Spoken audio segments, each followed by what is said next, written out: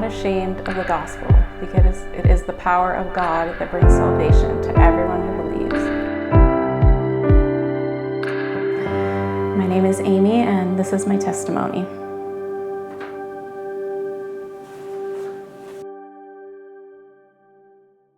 So I was born and raised in the church my whole life, so I didn't have like some profound moment of like meeting Jesus, because I always, or knowing that Jesus was my Savior, because I grew up knowing that, and it was just always a part of my life.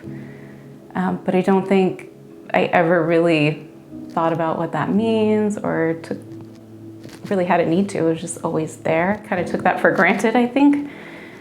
I had an older sister who was 3 years older than me, and her name is Sasha.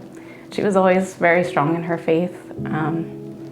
All the things she went through, she was an inspiration to me in her faith.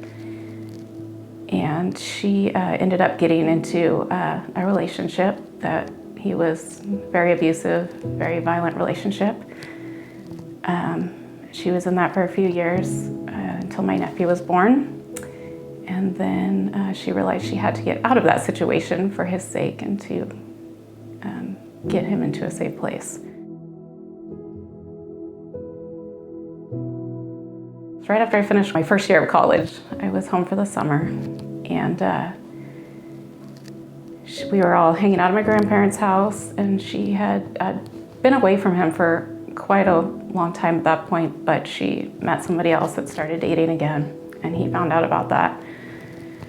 So we were all at my grandparents' house, my grandparents, my sister, the guy that she had started dating, and my nephew, who was about a year old. And he showed up over there, and he ended up killing my sister and the guy that she had started dating.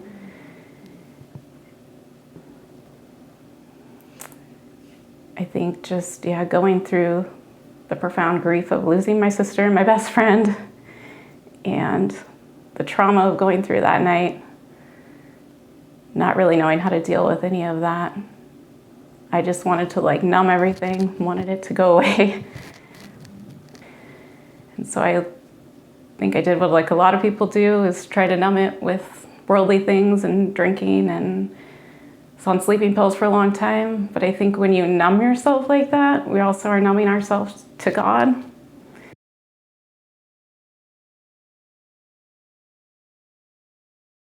It wasn't like I just woke up and it was gone at some moment, but when I look back and try to think like what got me out of that and out of that dark hole and wanting to live again and finding that hope again, I think the biggest thing has just been in the last year and a half is coming to Table Rock. My oldest daughter started going to a youth group here, and it's like, Mom, you should go to church there, check it out on a Sunday. So we went, and first, everyone was so welcoming. That was huge. It's like so welcome from the first day I was here. And I had been praying for at least a couple of years, like, God, help us find a church. I want to go back to church, but I don't know where to begin. It's intimidating, it's scary, don't know where I belong. I feel like an outsider, but as soon as I was here, like I didn't feel that. I was welcomed by multiple people. And being a part of worship, I think for me it was like transformative. I just was like part of this whole church and everyone worshiping together. And I just felt like this glimpse of this tiny little glimpse of like what we'll get to see in heaven. And I could just like picture my sisters just worshiping in heaven, and you just feel his presence in that moment. It's like, this is real, and it's healing.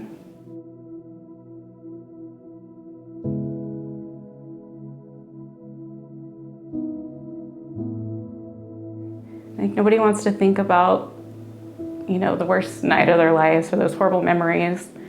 And I felt very alone in those moments. I felt like I was abandoned that night. Like, God, where are you?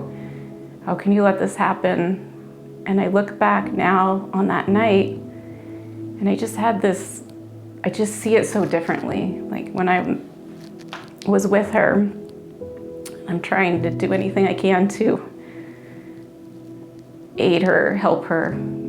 And I look back on it now on the ground with her, and I'm not alone. Like, I actually see Jesus on the ground with me, sitting with me. I wasn't alone. And that night in the hospital, my family is all there, and we're having to say our last goodbyes.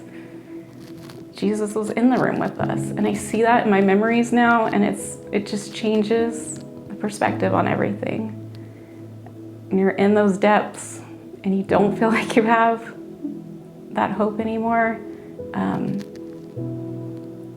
We can still have that. No matter what we're going through, we can have hope in Jesus. We can have joy again. I have peace in Jesus now. I do long for home. I long to see her again for that eternity, but also can continue to do, what he calls us to do here and have hope in that eternity.